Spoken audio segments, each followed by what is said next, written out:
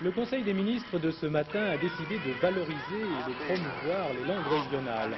Il a donc décidé la création en 1986 d'un CAPES de breton pour les enseignants et d'un Conseil national des langues et cultures régionales. En fait, ces deux créations vont venir renforcer un mouvement qui existe déjà depuis plusieurs années.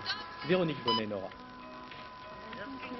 En 82, les langues régionales faisaient leur entrée à l'école. Grand succès, un an plus tard, de la maternelle à l'université, 134 000 élèves suivaient ces cours. FR3, qui diffusait depuis longtemps des émissions en langue régionale, a participé amplement à ce mouvement de soutien aux différentes cultures et langues de France. En Alsace, par exemple, les émissions dialectales occupent l'antenne 1h30 chaque semaine.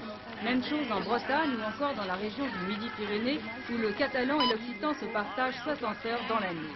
Il y a même des émissions en béarnais, en poitevin et en saint-ongeais. Le nouveau Conseil national des langues et cultures régionales de France se veut avant tout un lieu d'échange.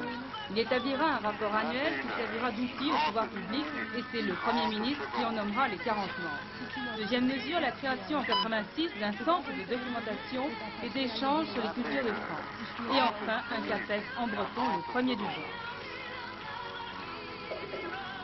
Si ce CAPES peut être publié maintenant, et il est temps qu'il soit publié, il aurait dû être publié avant fin juin au bulletin officiel.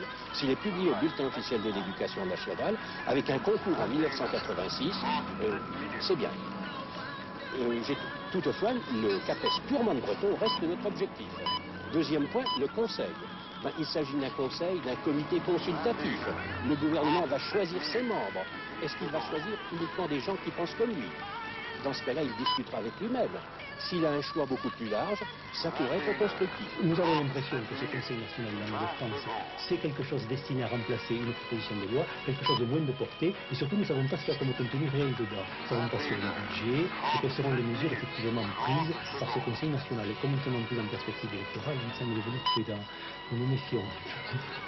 Je pense que l'institution d'un Conseil national des langues et cultures régionales est quelque chose de positif. Je l'approuve entièrement et pour une double raison. Premièrement, le problème des langues et cultures régionales est un problème national. Il faut donc une instance nationale où l'on peut se rencontrer et où l'on peut faire des propositions qui intéressent l'ensemble des langues et cultures régionales.